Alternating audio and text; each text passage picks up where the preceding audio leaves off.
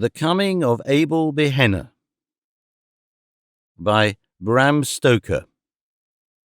Narrated by Peter Silverleaf. The little Cornish port of Pen Castle was bright in the early April, when the sun had seemingly come to stay after a long and bitter winter. Boldly and blackly the rock stood out against a background of shaded blue, where the sky, fading into mist, met the far horizon.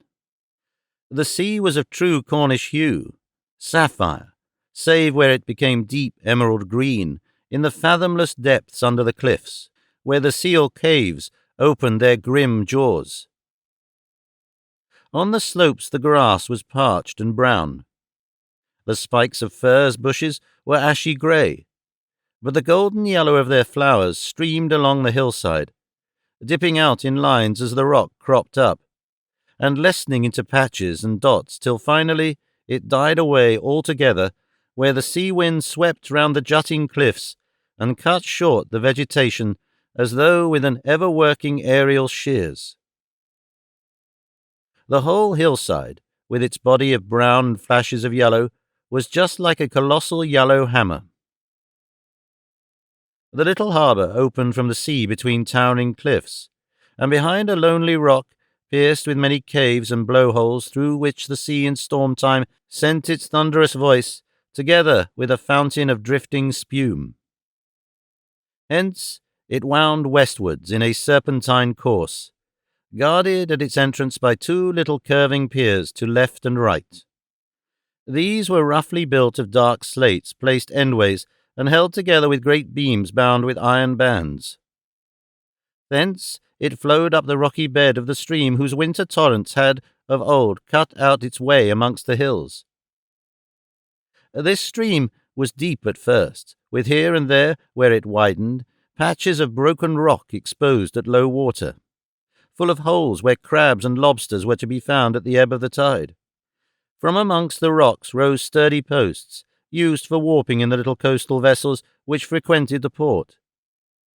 Higher up, the stream still flowed deeply, for the tide ran far inland, but always calmly, for all the force of the wildest storm was broken below.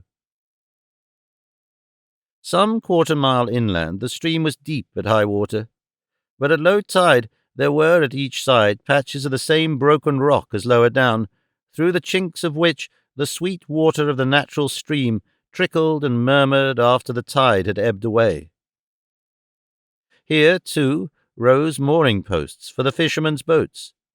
At either side of the river was a row of cottages, down almost on the level of high tide.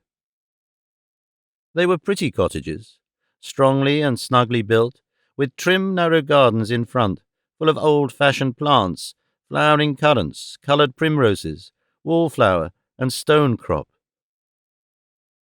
Over the fronts of many of them climbed clematis and wisteria. The window sides and door-posts of all were as white as snow, and the little pathway to each was paved with light-coloured stones. At some of the doors were tiny porches, whilst at others were rustic seats cut from tree trunks or from old barrels. In nearly every case the window ledges were filled with boxes or pots of flowers or foliage plants. 2 men lived in cottages exactly opposite each other across the stream.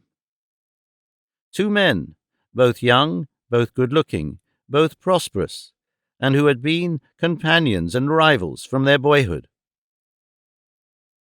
Abel Behenna was dark with gypsy darkness which the Phoenician mining wanderers left in their track. Eric Sanson, which the local antiquarian said was a corruption of Sagamanson, was fair with the ruddy hue which marked the path of the wild Norseman. These two seemed to have singled out each other from the very beginning to work and strive together, to fight for each other, and to stand back to back in all endeavours.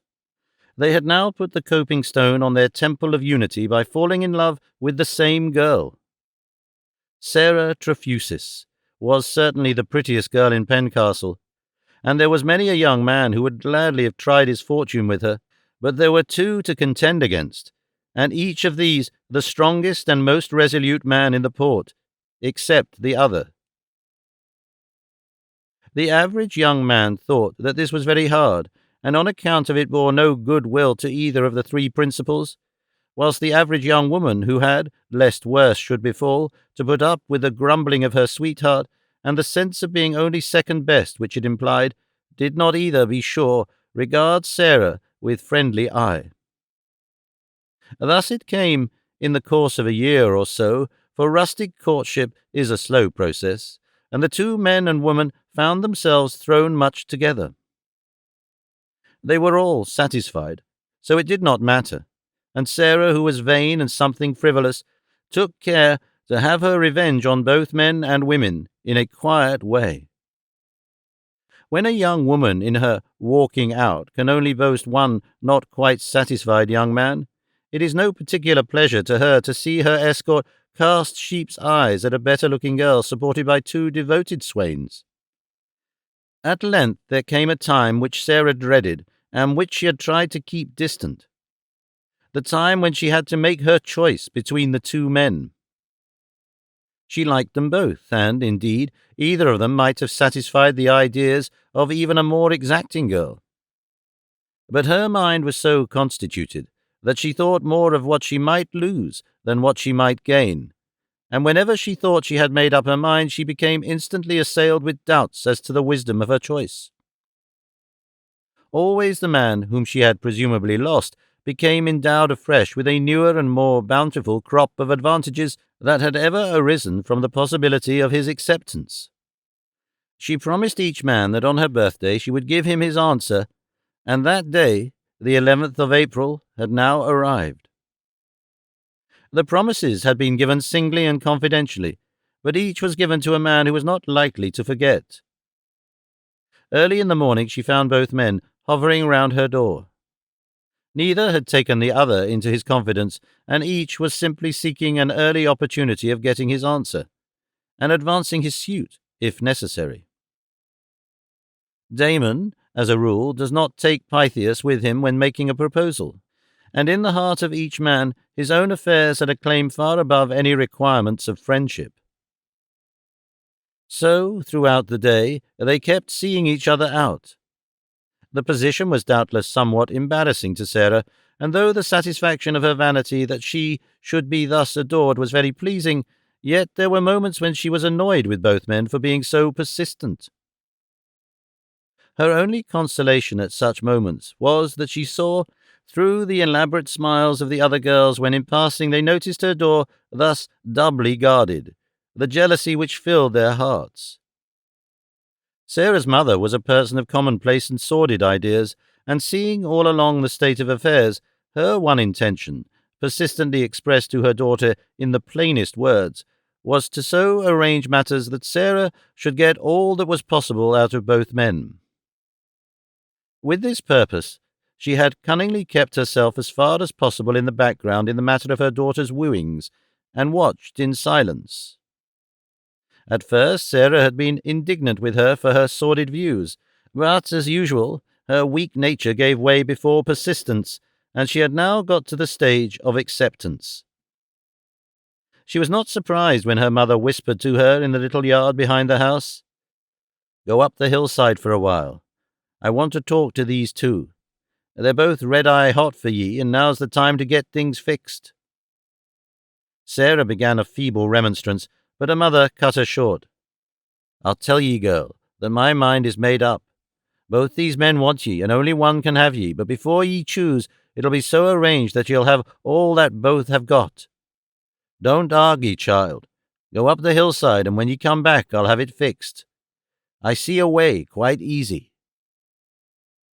So Sarah went up the hillside through the narrow paths between the golden firs, and Mrs. Trefusis joined the two men in the living-room of the little house.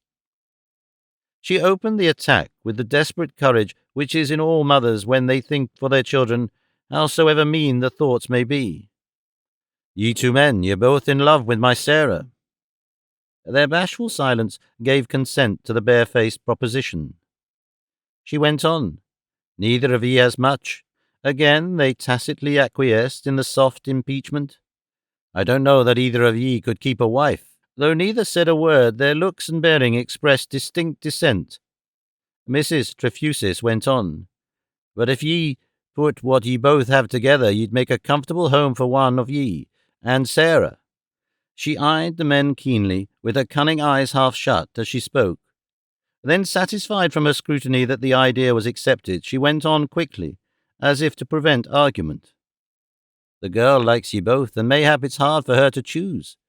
Why don't ye toss up for her? First put your money together. Ye've each got a bit put by, I know. Let the lucky man take the lot and trade with it a bit, and then come home and marry her. Neither of ye's afraid, I suppose, and neither of ye'll say that he won't do that much for the girl ye both say ye love." Abel broke the silence. "It don't seem the square thing to toss for the girl. She wouldn't like it herself, and it doesn't seem respectful like to her." Eric interrupted. He was conscious that his chance was not so good as Abel's in case Sarah should wish to choose between them. "Are ye afraid of the hazard?" "Not me," said Abel boldly. Mrs. Trefusis, seeing that her idea was beginning to work, followed up the advantage. "It is settled that ye put your money together to make a home for her, whether ye toss for her or leave it for her to choose." "Yes," said Eric quickly, and Abel agreed with equal sturdiness. Mrs. Trefusis' little cunning eyes twinkled. She heard Sarah's step in the yard and said, "Well, here she comes, and I leave it to her." And she went out. During her brief walk on the hillside, Sarah had been trying to make up her mind. She was feeling almost angry with both men for being the cause of her difficulty, and as she came into the room, said shortly, "I want to have a word with you both. Come to the Flagstaff Rock, where we can be alone."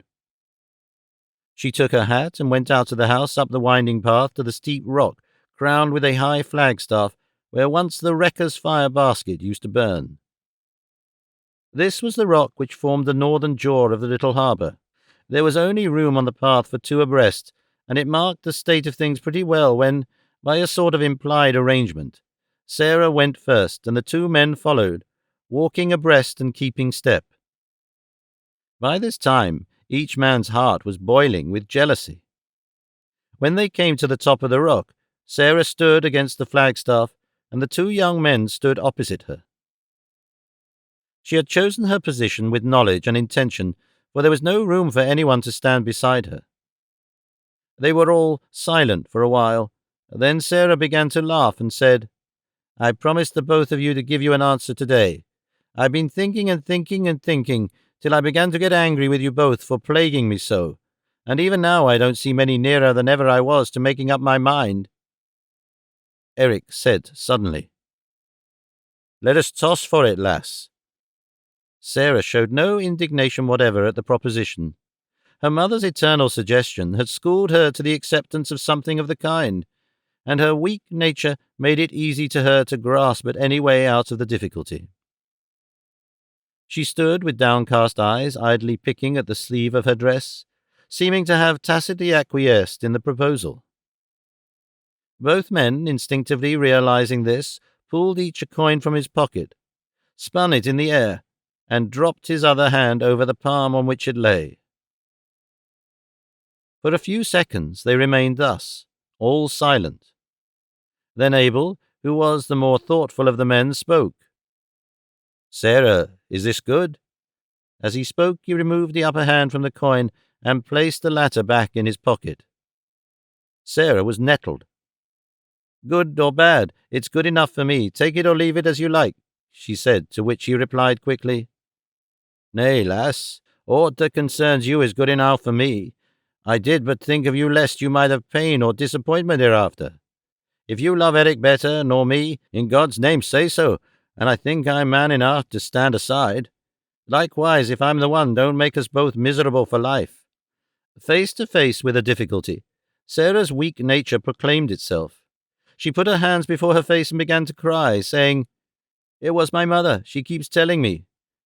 The silence which followed was broken by Eric, who said hotly to Abel, "Let the lass alone, can't you? If she wants to choose this way, let her. It's good enough for me and for you too. She's said it now and must abide by it." Hereupon Sarah turned upon him in a sudden fury and cried, "Hold your tongue! What is it to you at any rate? and she resumed her crying. Eric was so flabbergasted that he had not a word to say, but stood looking particularly foolish with his mouth open and his hands held out with the coin still between them. All was silent till Sarah, taking her hands from her face, laughed hysterically and said, "As you two can't make up your minds, I'm going home." And she turned to go.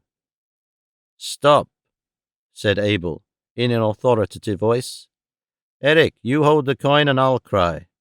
Now, before we settle it, let us clearly understand. The man who wins takes all the money that we both have got, brings it to Bristol and ships on a voyage and trades with it.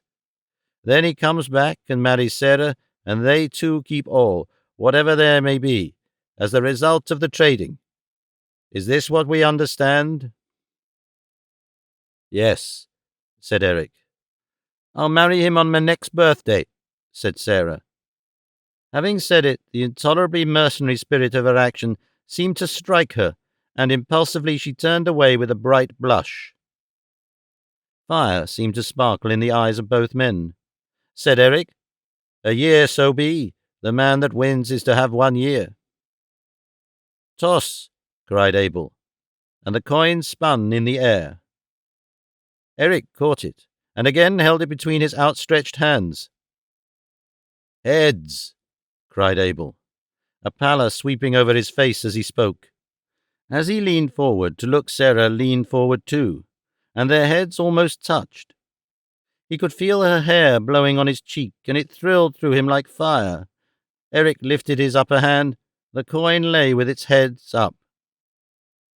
Abel stepped forward and took Sarah in his arms.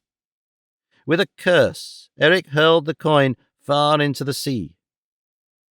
Then he leaned against the flagstaff and scowled at the others with his hands thrust deep into his pockets. Abel whispered wild words of passion and delight into Sarah's ears, and as she listened, she began to believe that fortune had rightly interpreted the wishes of her secret heart, and that she loved Abel best. Presently, Abel looked up and caught sight of Eric's face as the last ray of sunset struck it. The red light intensified the natural ruddiness in his complexion, and he looked as though he were steeped in blood. Abel did not mind his scowl, for now that his own heart was at rest, he could feel unalloyed pity for his friend. He stepped over, meaning to comfort him, and held out his hand, saying, "It was my chance, old lad. Don't grudge it me. I'll try to make Sarah a happy woman, and you shall be a brother to us both." "Brother be damned," was all the answer Eric made as he turned away. When he had gone a few steps down the rocky path, he turned and came back. Standing before Abel and Sarah, who had their arms round each other, he said, "You have a year. Make the most of it, and be sure you're in time to claim your wife. Be back to have your banns up in time to be married on the 11th of April. If you're not, I tell you, I shall have my banns up, and you may get back too late." "What do you mean, Eric? You are mad." "No more mad than you are, Abel Behenna. You go, that's your chance. I stay, that's mine. I don't mean to let the grass grow under my feet. Sarah cared no more for you than for me 5 minutes ago, and she came back to that 5 minutes after you're gone. You won by a point only. The game may change." "The game won't change," said Abel shortly. "Sarah, you'll be true to me? You won't marry till I return?" "For a year," added Eric quickly. "That's the bargain." "I promise for the year," said Sarah.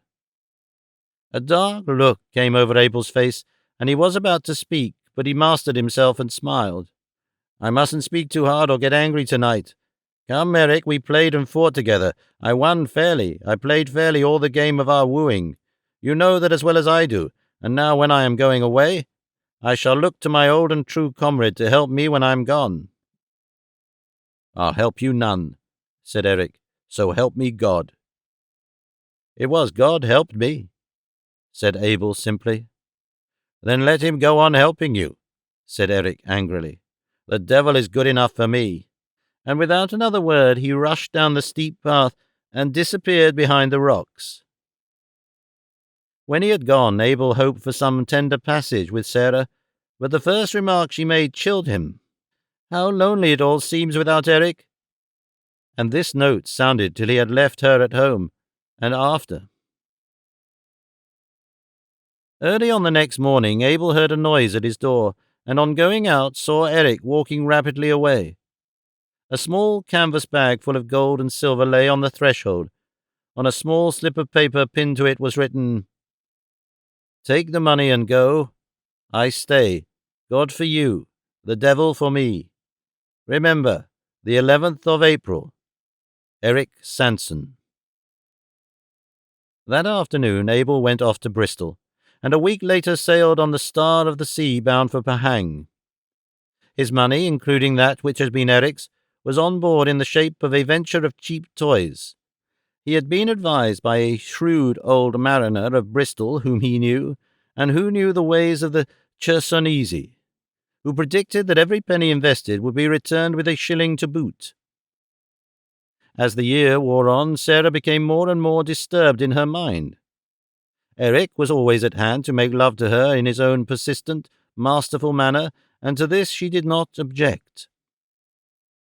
Only one letter came from Abel, to say that his venture had proved successful, and that he had sent some £200 to the bank at Bristol, and was trading with £50 still remaining in goods for China, whither the Star of the Sea was bound and whence she would return to Bristol. He suggested that Eric's share of the venture should be returned to him with his share of the profits. This proposition was treated with anger by Eric, and as simply childish by Sarah's mother.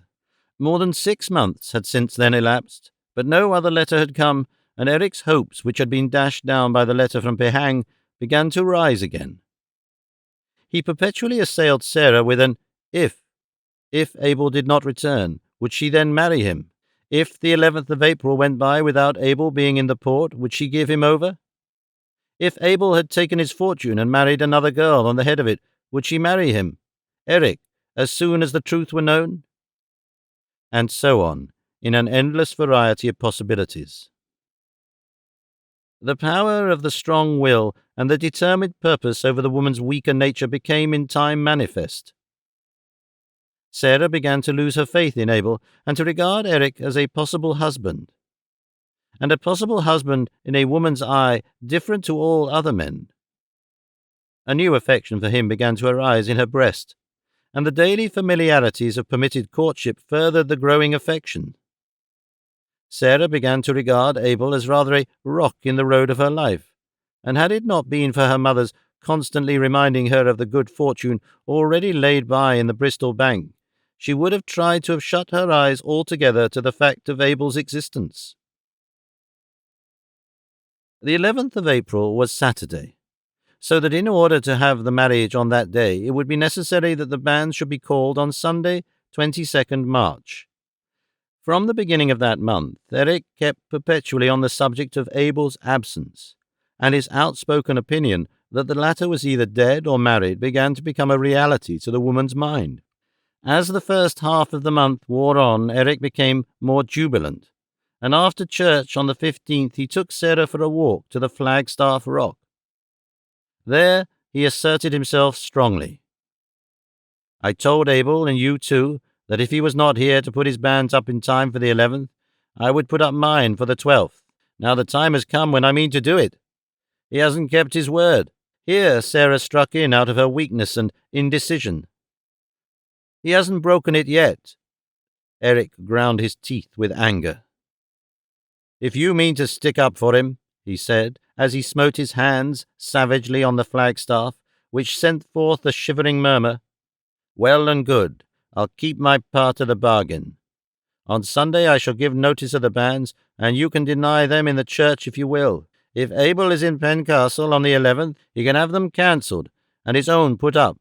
But till then I take my course, and woe to anyone who stands in my way." With that he flung himself down the rocky pathway, and Sarah could not but admire his Viking strength and spirit as, crossing the hill, he strode away along the cliffs towards Bude.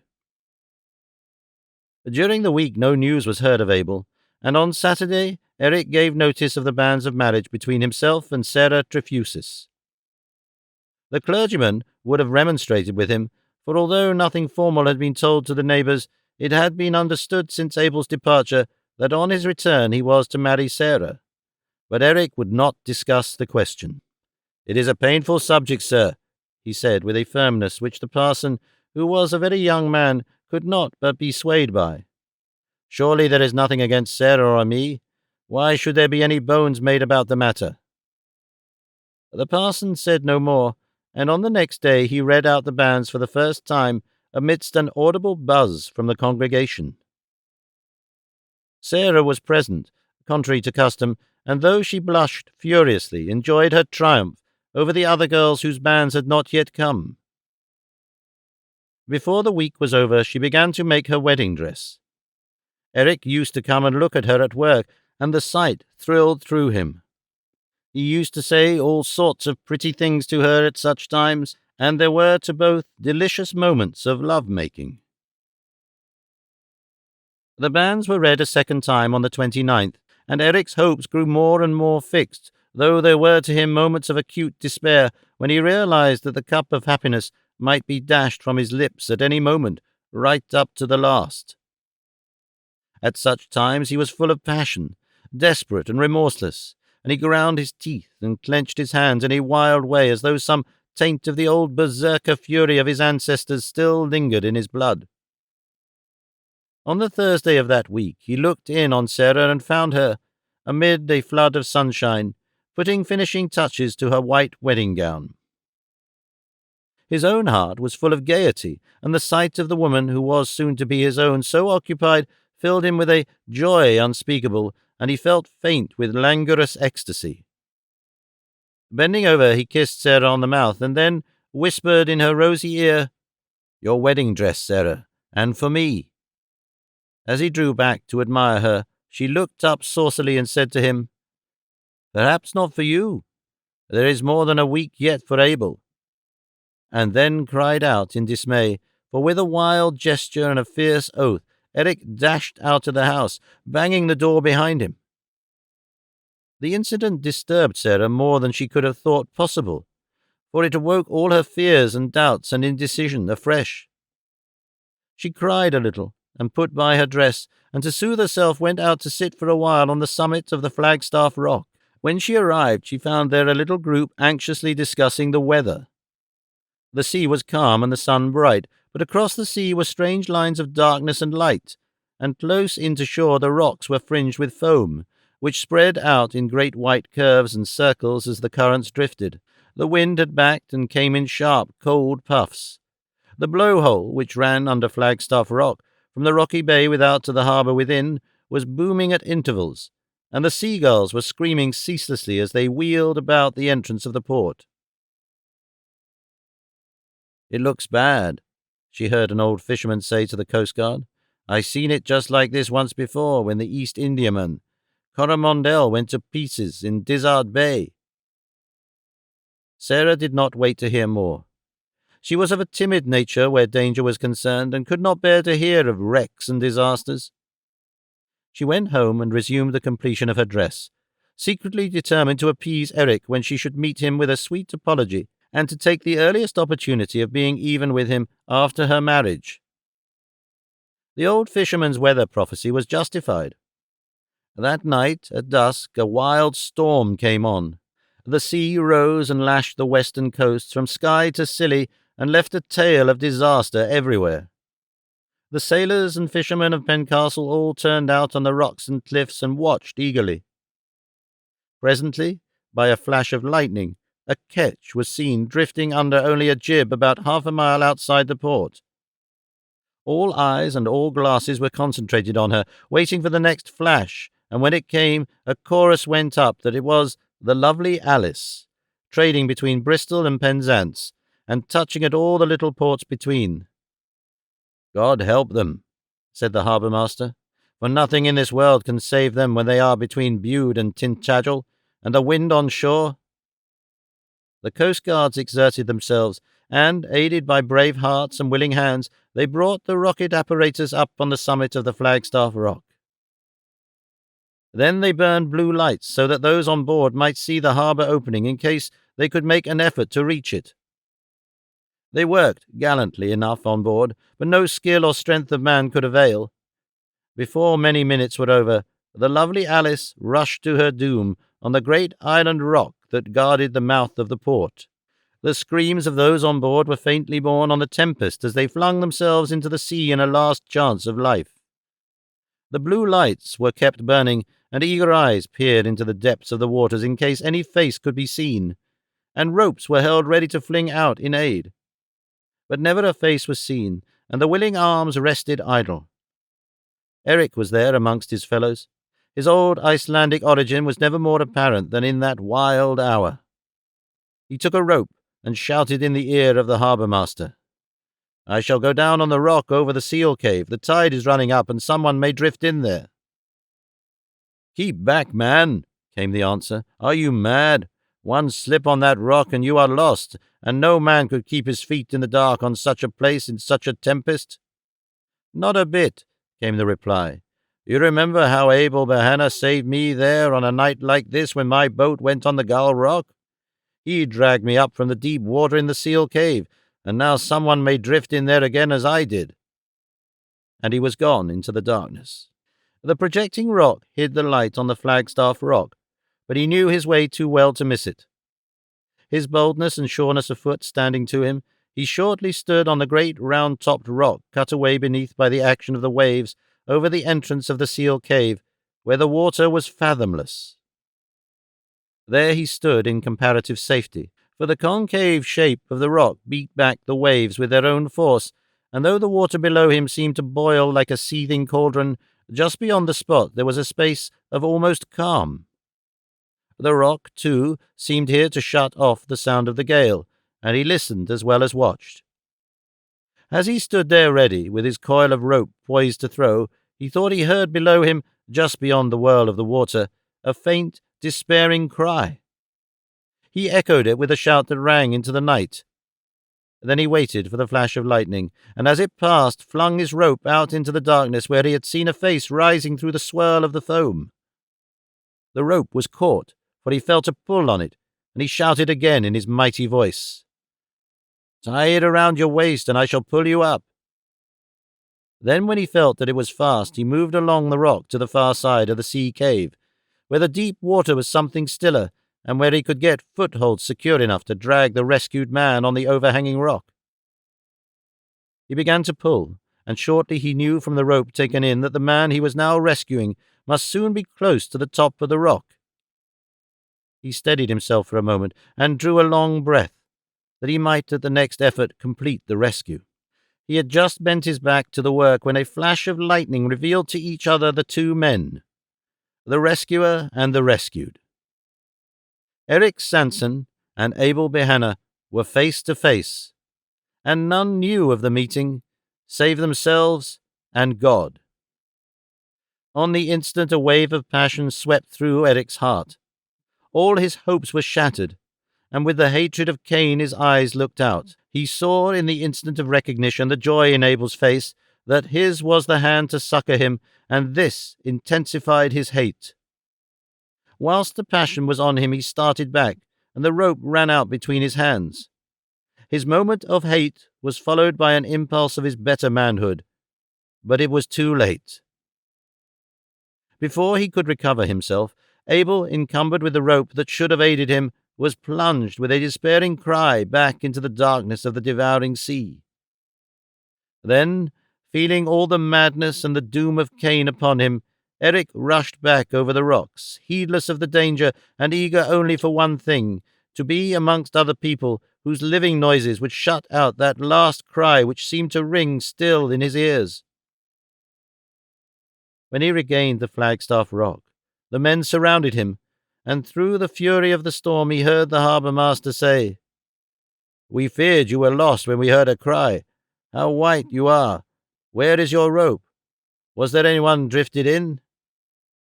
"No one," he shouted in answer, for he felt that he could never explain that he had let his old comrade slip back into the sea, and at the very place and under the very circumstances in which that comrade had saved his own life. He hoped by one bold lie to set the matter at rest forever. There was no one to bear witness, and if he should have to carry that still white face in his eyes and that despairing cry in his ears for evermore, at least no one should know of it. "No one," he cried, more loudly still. "I slipped on the rock, and the rope fell into the sea." So saying, he left them, and, rushing down the steep path, gained his own cottage and locked himself within.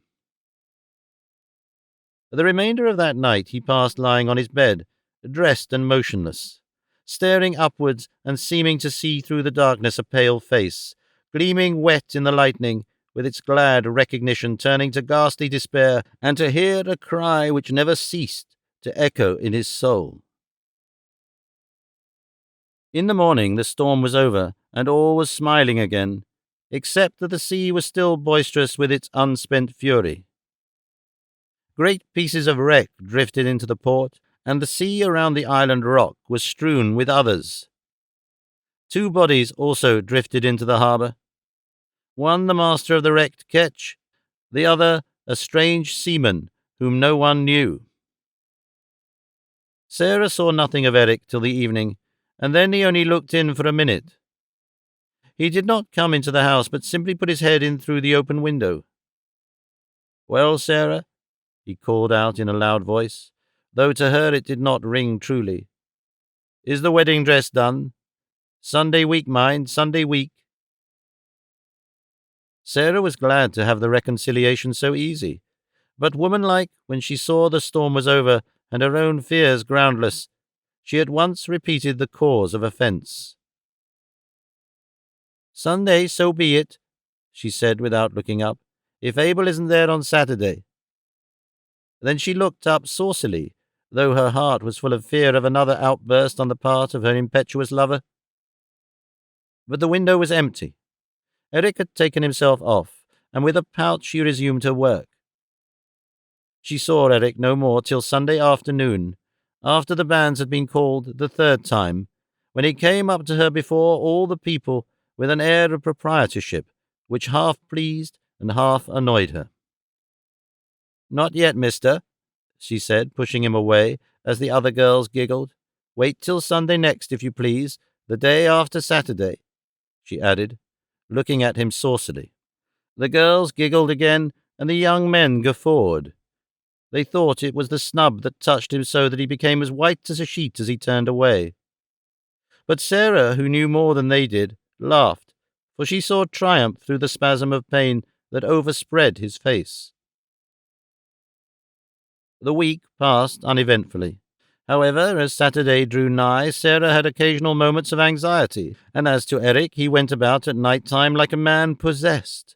He restrained himself when others were by, but now and again he went down amongst the rocks and caves and shouted aloud. This seemed to relieve him somewhat, and he was better able to restrain himself for some time after.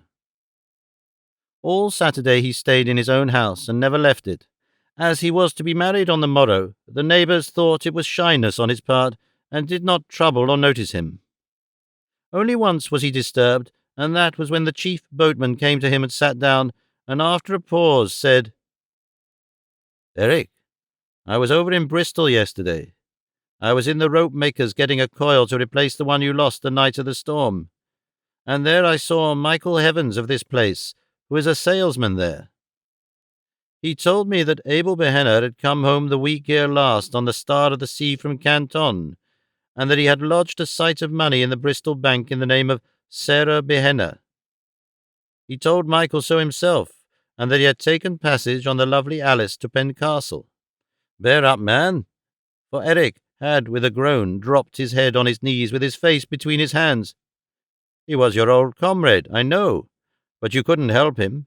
He must have gone down with the rest that awful night.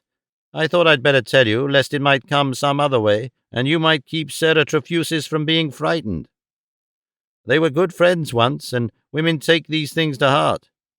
It would not do to let her be pained with such a thing on her wedding day." And then he rose and went away, leaving Eric still sitting disconsolately with his head on his knees. "Poor fellow," murmured the chief boatman to himself. "He takes it to heart. Well, well, right enough. They were true comrades once, and Abel saved him. The afternoon of that day, when the children had left school, they strayed as usual on half-holidays along the quay and the paths by the cliffs. Presently some of them came running in a state of great excitement to the harbour, where a few men were unloading a coal ketch, and a great many were superintending the operation. One of the children called out, "There is a porpoise in the harbour mouth. We saw it come through the blowhole. It had a long tail and was deep under the water." "It was no porpoise," said another. "It was a seal, but it had a long tail. It came out of the seal cave." The other children bore various testimony, but on 2 points they were unanimous.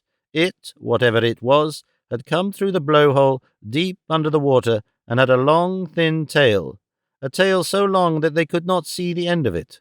There was much unmerciful chaffing of the children by the men on this point, but as it was evident that they had seen something, quite a number of persons, young and old, male and female, went along the high paths on either side of the harbour mouth to catch a glimpse of this new addition to the fauna of the sea, a long-tailed porpoise or seal. The tide was now coming in. There was a slight breeze, and the surface of the water was rippled so that it was only at moments that anyone could see clearly into the deep water. After a spell of watching, a woman called out that she saw something moving up the channel just below where she was standing. There was a stampede to the spot, but by the time the crowd had gathered, the breeze had freshened, and it was impossible to see with any distinctness below the surface of the water. On being questioned, the woman described what she had seen, but in such an incoherent way that the whole thing was put down as an effect of imagination. Had it not been for the children's report, she would not have been credited at all. Her semi-hysterical statement that what she saw was like a pig with the entrails out was only thought anything of by an old coast guard, who shook his head but did not make any remark. For the remainder of the daylight, this man was seen always on the bank, looking into the water, but always with disappointment manifest on his face. Eric arose early on the next morning. He had not slept all night, and it was a relief to him to move about in the light. He shaved himself with a hand that did not tremble, and dressed himself in his wedding clothes. There was a haggard look on his face, and he seemed as though he had grown years older in the last few days. Still, there was a wild, uneasy light of triumph in his eyes, and he kept murmuring to himself over and over again, "This is my wedding day. Abel cannot claim her now, living or dead, living or dead, living or dead." He sat in his armchair, waiting with an uncanny quietness for the church hour to arrive. When the bell began to ring, he arose and passed out of his house, closing the door behind him. He looked at the river and saw the tide had just turned. In the church he sat with Sarah and her mother, holding Sarah's hand tightly in his all the time, as though he feared to lose her. When the service was over, they stood up together and were married in the presence of the entire congregation, for no one left the church. Both made the responses clearly, Eric's being even on the defiant side. When the wedding was over, Sarah took her husband's arm, and they walked away together, the boys and younger girls being cuffed by their elders into a decorous behaviour, for they would fain have followed close behind their heels. The way from the church led down to the back of Eric's cottage, a narrow passage being between it and that of his next neighbour. When the bridal couple had passed through this, the remainder of the congregation, who had followed them at a little distance, was startled by a long, shrill scream from the bride. They rushed through the passage and found her on the bank with wild eyes, pointing to the riverbed opposite Eric Sanson's door. The falling tide had deposited there the body of Abel Behenna, stark upon the broken rocks. The rope trailing from its waist had been twisted by the current round the mooring post, and had held it back whilst the tide had ebbed away from it. The right elbow had fallen in a chink in the rock, leaving the hand outstretched towards Sarah, with the open palm upward, as though it were extended to receive hers, the pale, drooping fingers open to the clasp. All that happened afterwards was never quite known to Sarah Sanson. Whenever she would try to recollect, there would become a buzzing in her ears and a dimness in her eyes, and all would pass away. The only thing that she could remember of it all, and this she never forgot, was Eric's breathing heavily, with his face whiter than that of the dead man, as he muttered under his breath, "Devil's help, devil's faith, devil's price."